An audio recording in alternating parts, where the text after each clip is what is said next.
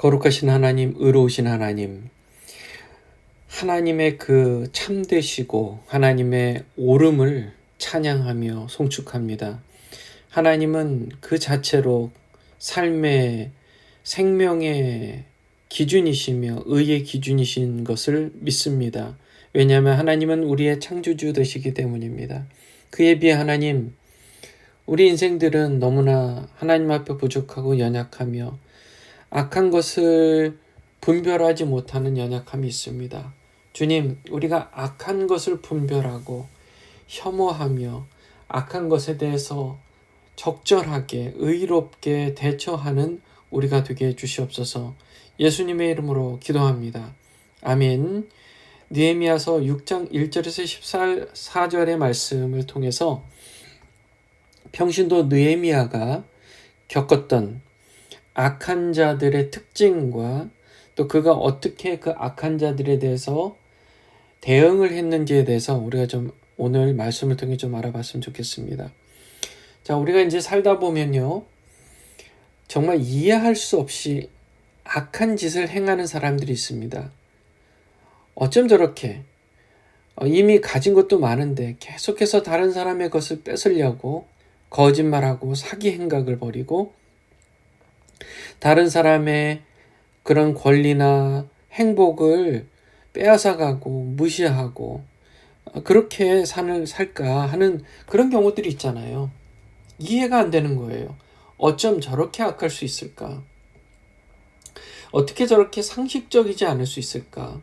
어쩜 저렇게 다른 사람에 대해서 나쁘게 행할 수 있을까? 그런 사람들이 있잖아요. 미국에 오신 어떤 분의 경우들 보면 그렇게 사기를 당하는 경우가 얼마나 많아요. 처음에 와서 정말 어떻게 할지 모르니까 도움을 받기 위해 도움을 요청하는데, 예를 들어 집을 사려고 하는데 나중에 그 집을 사서 보니까 너무 비싸게 주고 사고 집이 엉망인 거예요.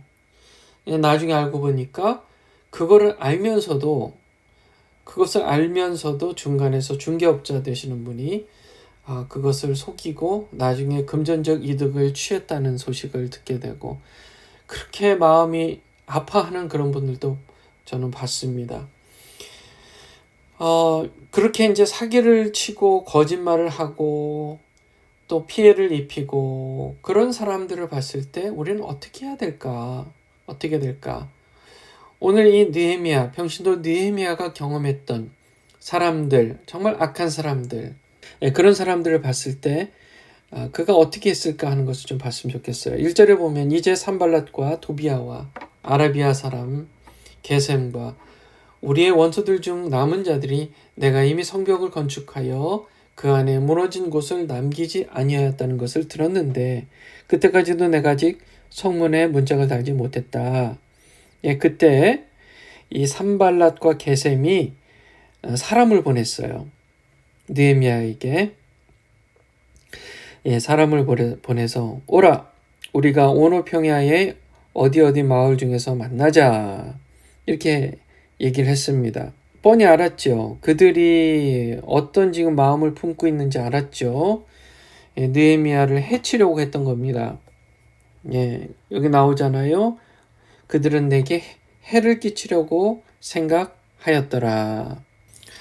3절에 보면 내가 그들에게 사자를 보내어 이르기를 내가 지금 큰 일을 하는 중으로 내려가지 못하노라, 그렇게 다시 답을 했습니다. 내가 지금 바빠서 내가 어찌 그 일을 버려두고 너에게로 갈 시간이 어디 있겠느냐, 이렇게 얘기를 했어요. 그게 맞는 말이죠. 지금 계속해서 공사를 하고 있는데 옷을 빨아야 될 때 외에는 옷을 벗지 않을 정도로 밤낮으로 그렇게 수고를 하는 상황에서 한가하게 그들을 만나러 갈 지금 그럴 시간이 없다. 그게 맞는 말이었어요. 그리고 동시에 거길 가면 해를 당할 것이 뻔했기 때문에 갈 이유가 없었습니다. 지금 너희들의 어떤 의도를 내가 안다. 내가 가면 해하려고 할 거 아니냐? 라고 그렇게 있는 그대로 답을 할 수도 있잖아요. 그런데 느헤미야는 그렇게는 하지 않았어요. 왜냐하면 뻔하잖아요. 아니다. 우리는 그저 만나서 얘기하려고 한다. 너는 도대체 뭐냐? 우리 어떻게 생각하고 막 그렇게 얘기할 게 뻔했기 때문에 계속 말싸움을 하느라고 또 시간 낭비를 하잖아요. 그러니까 그냥 조용히 끊어버리기 위해서 나는 바빠서 못 간다. 그렇게 얘기를 한 겁니다. 그럼에도 불구하고 그들이 4번이나 이런 식으로 했다가 또 5번째로 또 그렇게 반복적으로 그렇게 편지를 보냈습니다. 야, 우리가 이렇게 알고 보니까 이렇게 그들이 느헤미야에게 이렇게 편지를 쓴 거예요. 우리가 알고 보니 너 느헤미야야. 이교도들 가운데 그 일이 알려졌고 가스무도 너와 유대인들이 반역할 것을 생각한다고 말하니 아주 새빨간 거짓말을 지금 하고 있어요. 누가 그러던데 유대인들이 반역할 것을 지금 꿈꾸고 있다. 그래서 지금 성벽 건축을 하고 있는 거라고 내가 들었다. 아마 그들의 왕이 너가 되려고 하는 거지? 지금 왕은 페르시아 왕인데 너가 지금 왕이 되려고 하는 거지? 라고 지금 거짓말을, 아주 새빨간 거짓말을 지금 둘러대고 있는 겁니다. 자, 이게 지금 사실이라면 페르시아의 왕이 가만히 있겠습니까? 지금 이 이스라엘 예루살렘을 다스리고 있는 페르시아의 왕이 이 얘기를 들으면 가만히 있겠냐고요. 그리고 나서 또 이렇게 얘기해요. 네가 대언자들을 임명하고 예루살렘에서 너에 관해 선포하여 이르기를 유다의 왕이 있다 하게 했다며. 이렇게 새빨간 없는 일을 만들어서 거짓말을 합니다. 이제 이 말들대로 그들이 왕에게 알려지리라. 페르시아 왕에게 이제 알려질 거야. 너 큰일 났어. 그렇게 얘기를 하고 있는 거예요. 그러니까 우리한테 와서 함께 말하자. 그렇게 끌어내려고 하는 거예요. 새빨간 거짓말을 지금 하고 있습니다. 그때 이제 느헤미야가 사람을 보내서 너희가 말한 그런 일은 내가 행하지도 않았고 너희들이 지금 너희 마음에 그것을 꾸며낸 거야. 거짓말하고 있잖아. 그렇게 얘기를 한 것입니다. 그들이요 이렇게 한 목적이 뭐냐, 이런 얘기를 한 목적이 뭐냐 하면 그들이 다 우리를 두렵게 하여 이르기를 그들의 손이 약하게 되어 그 일을 그치고 그것을 이루지 못하게 하였기 때문이라. 그 이유가 그거예요. 그 이유가 뭐라고요? 결국 이 일을 그만두게 만들려고 했던 거예요. 뭐해서요? 두려운 마음을 갖게 하기 위해서요. 페르시아 왕에게 이것을 알려주고 이 거짓말을 알려서 야, 느헤미야가 지금 쿠데타를 일으켜가지고 자기가 왕이 되려고 한다. 이런 얘기를 페르시아 왕이 알고 화가 나면 당장 왕이 사람을 보내서 끝장낼 거다. 우리 어떻게 하냐. 이렇게 이스라엘 유다 백성들이 너무너무 놀랄 거 아니에요. 그렇게 지금 조작하고 있는 겁니다. 타인의 감정을 조작하고 있는 거예요. 그러면서 느헤미야는 그 얘기를 하면서 주여 우리의 손을 강하게 하옵소서 그렇게 기도를 합니다. 그 뒤에 이제 이런 일이 있어요. 무에다벨의 손자 들라야의 아들 스마야가 갇혔어요. 내가 그의 집에 가매 그가 이르기를 그가 갇혔다는 말이 뭐냐면 집 안에서 못 나오는 거예요. 문이 잠겨서. 그래서 문 밖에 이제 찾아간 겁니다. 느헤미야가. 그랬더니 안에서 스마야가 이렇게 얘기하는 거예요. 느헤미야요, 당신을 지금 죽이러 올 거야. 우리가 하나님의 집에서 성전 안에서 함께 만나고 성전의 문을 닫자. 참으로 그들이 밤에 와서 너를 죽일 거야. 그러니까 안전한 데로 도망해야 돼. 그렇게 지금 문 안에서 얘기를 하는 거예요. 그래서 느헤미야가 이렇게 말합니다. 문 밖에서 나 같은 자가 어떻게 도망해? 나 같은 자로서 성전에 들어가 자기 백성, 자기 생명을 구할 자가 누구냐? 나는 들어가지 아니할 거야. 나는 들어가지 않을 거야. 느헤미야가 스마야의 권유를 거절한 이유가 뭘까? 이게 중요합니다. 느헤미야의 마음을 우리가 알 수가 있어요. 느헤미야가 지금 뭘 권유하고 있어요? 도망쳐라. 도망해서 성전에 들어가서 피신해라. 그렇게 지금 얘기를 하고 있는데, 지금 11절에 느헤미야는 이렇게 얘기해요. 나 같은 자로서 성전에 들어가 자기 생명을 구할 자가 누구리요? 나 같은 자가 누굽니까? 지금 페르시아 왕에게 임명을 받아서 예루살렘에 총독으로 온 사람이잖아요. 총독으로 온 사람이 지금 무서워서 피신하는 게 그렇게 이거는 말이 안 되는 얘기다. 더군다나 지금 유대인들이 지금 마음을 합쳐서 성전 재건을 하고 있는데 이런 시련, 어려움, 이런 위협 앞에서 약한 모습을 보인다는 것은 백성들 앞에 모범이 안 되는 거예요.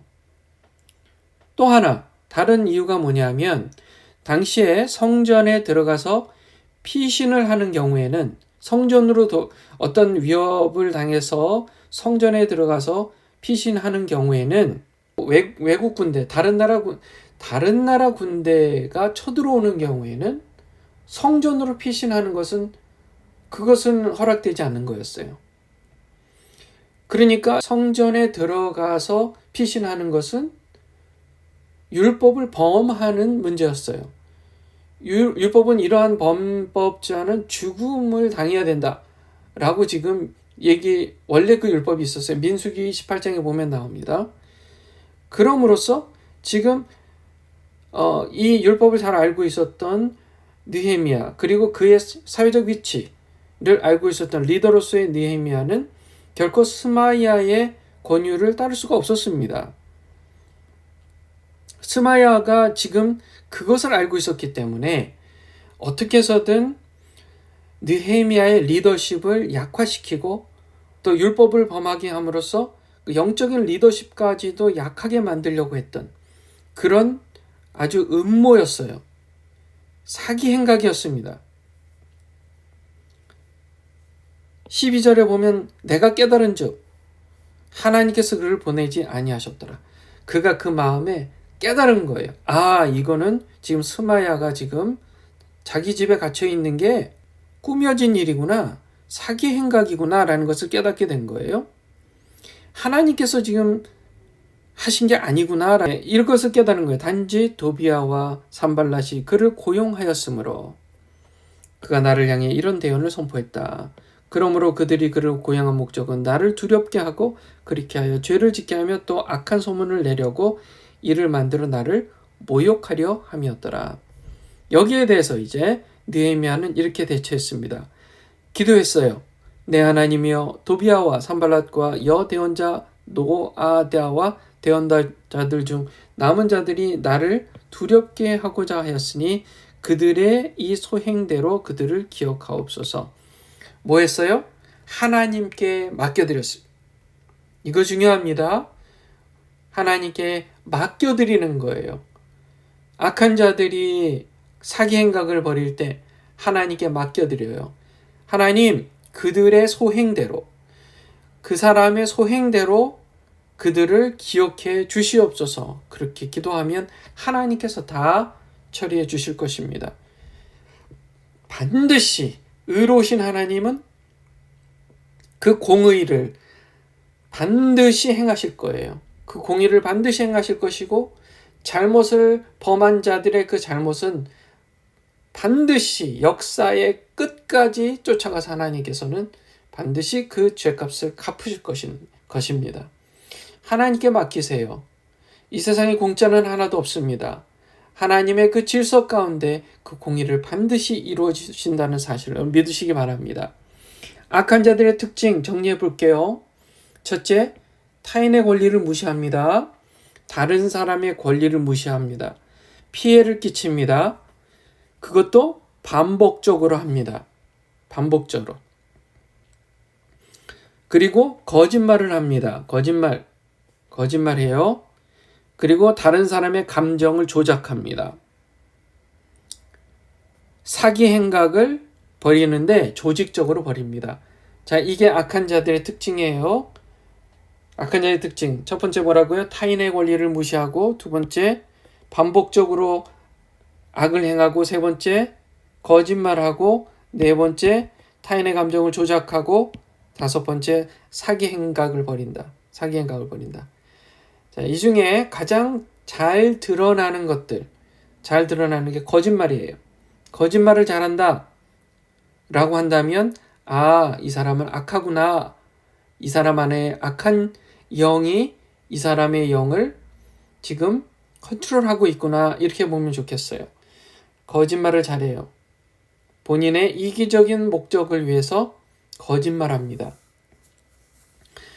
또 다른 사람의 마음을 조작해요. 거짓말로 다른 사람을 사기쳐요. 거짓말로 다른 사람의 권리를 침해해요. 그리고 반복적으로 거짓말합니다. 이것을 꼭 기억하시고, 그 악한 자들이 사기 행각을 벌일 때 반드시 여러분 기억하실 것, 하나님께 맡겨드립니다. 기도해요. 하나님, 그 사람의 그 소행대로 갚아주시옵소서. 자, 그렇게 하심으로 악을 손으로 이기시는 저와 여러분들 다 되시기를 주님의 이름으로 축원합니다. 기도하겠습니다. 거룩하신 하나님, 우리 인생의 주인이 되신 주님, 감사합니다. 의로우신 하나님, 아버지의 그 은혜 가운데 살게 해주신 것 감사합니다. 악한 자들이 사기 행각을 벌일 때 하나님께 온전히 맡겨드림으로 우리가 화가 나고 분노가 일어나고 억울함이 느껴질 때, 하나님, 그 억울함과 분노와 화가 나는 것이 하나님 앞에 온전히 다 맡겨 내어드리게 해주시고, 대신 우리 마음 가운데 평안과 기쁨이 넘치게 주시옵소서. 그의 공의를 반드시 이루실 것을 우리가 믿는 믿음으로 주여 하나님 역사해 주시옵소서. 하나님께 맡겨드리는 우리가 되게 해 주시옵소서. 예수님의 이름으로 기도합니다. 아멘. 여러분, 오늘 이 말씀 깊이 묵상하시고 계속해서 미국 대통령 선거를 위해서 이스라엘과 또 우크라이나 그리고 북한 땅이 하루속히 열릴 수 있도록 여러분 기도해 주시고, 계속해서 우리 서로를 위해서 이름 불러가며 중보 기도하겠습니다. 자, 이렇게 기도하시겠습니다.